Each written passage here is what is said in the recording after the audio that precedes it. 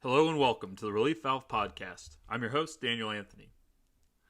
Before we get started on what promises to be the first of many episodes, I want to take a moment here at the start to address what many of you are probably wondering. What is this podcast about? Well, the answer is fairly simple. It's about reform. Reform of our democracy and reform of our economy, so that both work primarily for the good of the average American. If you're asking why we need reform, then I would ask you to open any newspaper, or if you're not 80 years old, open any just news website, or listen to any political podcast for any amount of time.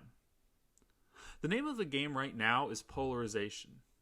We live in an age of extremes. Nuance has been lost, and with it, civility, compromise, and, most importantly, critical thinking. In a system where you're seen as a traitor for disagreeing with your party or, God forbid, agreeing with the other party, both our government and our economy have stopped working for us, for we, the people. Congress is in a historic logjam that now goes back over a decade. As our legislators sit idly by, twiddling their thumbs and tweeting about how bad the other side is, the executive and judiciary are snatching up their powers through executive orders and legislation from the bench. This means less representation in government and less being done. So how do we fix this? How do we ratchet down the tension plaguing our country so that working across the aisle is once again seen as desirable rather than traitorous? By using the relief valve. Now, this idea actually came to me back in the Navy. Back then, I was an engineering officer on board a steamship. As you might imagine, working on a ship layered with high-pressured steam pipes can be dangerous. Who would have guessed, right? If too much pressure builds, the pipe bursts and many are injured or killed. In our plant, in order to alleviate this issue, we had what were called emergency pressure relief valves. These valves would facilitate the emergency release of steam if the pressure grew too great. What I propose, and what I'm going to talk about throughout the life of this podcast, is that our nation needs to create a relief valve for the American people. The pressure within our nation is building to dangerous levels. Such a valve will let off that excess steam and keep the ship of state afloat. In my mind, such a relief valve has 4 prongs that must be met in order to work properly.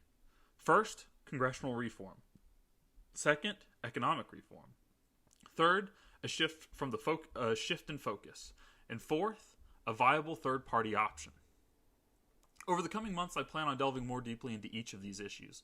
But for now, let's just do a mile-high overview so you get where I'm coming from and understand how these prongs will contribute to the de-escalation of tensions in America. When I talk about congressional reform, that actually means several things. It means making changes such as imposing congressional term limits, having an upper age limit to hold office, and not allowing Congress members or their immediate family to hold stock while in office. Such reforms reduce political polarization in a number of ways. For now, though, I'll just talk about term limits. We're going to get into each of these subdivisions throughout the life of the podcast. But let's talk about term limits for now. If Congress members know that their time in office is limited, they'll be more motivated to take action while in office. Right now, the re-election rate of sitting members of Congress is over 90%. But the favorability rate of Congress is only around 19%. This leads these legislators to know 2 things. 1, the American people don't like them, and 2, that doesn't matter. They feel safe, and so they don't feel an urgency to act or compromise or reach across the aisle. They figure they can just wait until their party's in power in both chambers of Congress, as well as the presidency, and then vote through legislation that they like. They would often rather do this than work across the aisle for fear of what we discussed earlier, being seen as a party traitor in an age of extreme partisanship. However, if members of Congress instead were working under a deadline before they were forced out of office, say 12 years, suddenly resting on one's laurels isn't an attractive option anymore. In order to leave any kind of mark, they would be forced to work across the aisle now, or otherwise be relegated to the dustbin of history. Never underestimate the ego of elected officials, ladies and gentlemen. That ego is what would propel them to get something done. Economic reform is the next prong, and I want to start off by telling you that this is not an indictment of capitalism, but rather a call to fix the parts of our system that no longer work.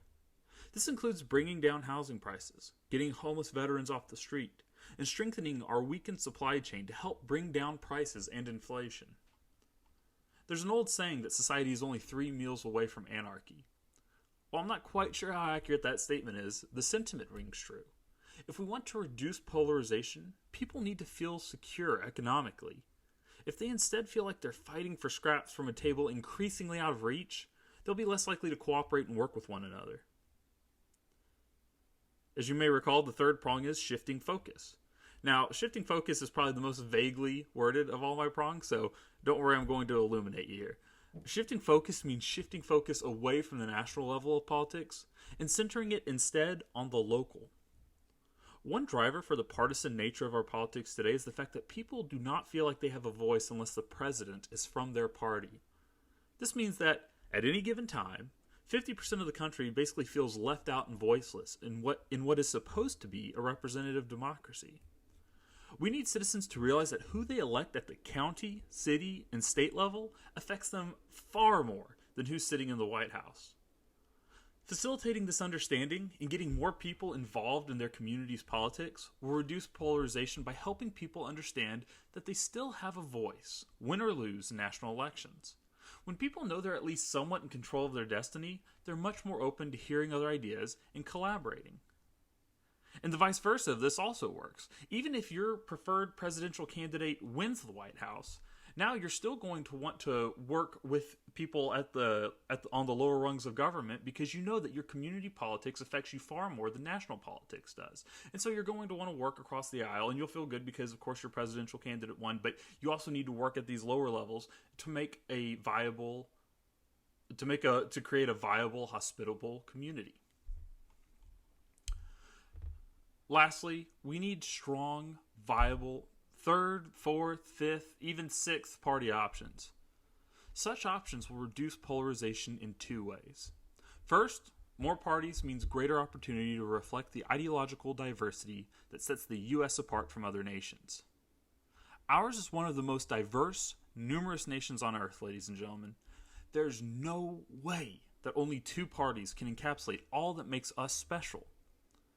By reflecting more viewpoints, new parties will ease polarization by allowing more Americans to feel like their voices and views are represented in government. Second, more parties means that no one party is likely to single-handedly wield power. Instead, anyone who wants to govern will be forced to do so through compromise. Speaking personally, just for me, it's really dumb to suggest that the American people are only capable of handling 2 views on any given subject. And I'm actually baffled. I can't even think of a subject that only has 2 viable views. But that's what our current 2-party system presupposes. Democracy was created from the belief that everyone should have a say in their government. So let's let people actually have a say. Otherwise, our 2-party structure is just an oligarchy by another name. So there you have it, folks. That's what the relief valve is all about. Over the coming months and years, I intend to dive deep into each one of these prongs and look at the various ways these goals can be met. At the same time, though, this isn't a purely academic or philosophical exercise. I'm not here to talk about ways that I wish we can make our country better without proposing ways that we actually can. So the Relief Valve podcast isn't just about talking about, oh, wouldn't it be great if we made these changes? It's going to talk about how these changes would actually work in real life in relation to problems that we are currently facing as a nation and as a people. I hope that by showing that the Relief Valve actually works in real-world circumstances to solve real-world problems, it will motivate you. And it will help you to realize that we don't have to be stuck in this quagmire of a mess that we found ourselves in perpetually. We can get out of it. If we work together, we can find a way forward, and we can move forward together as a people. I also believe in the words that you must be the change you wish to see in the world. I've talked a lot about the need for people to look out from beyond their own viewpoints to understand and compromise with others, both in my personal life and also on this podcast already. So I want you to know, if anyone listening has any criticisms or ideas of their own, I'll always keep my head on a swivel and listen. If your idea is better than mine, I will be glad to openly acknowledge it as such. And then I'm going to steal it. Because ideas don't belong to any one of us. We must work together to figure out how to fix this mess. So if you've heard anything in this podcast, or if you hear anything in future podcasts that you either disagree with or you think that you could tweak or make better, let me know. Follow me on Twitter. Write me. Keep me in the loop. All right. Well, that concludes today's episode. If you enjoyed, please subscribe to this podcast on whatever service you're using to listen. I'll be back next Tuesday with a deep dive into congressional reform. See you then.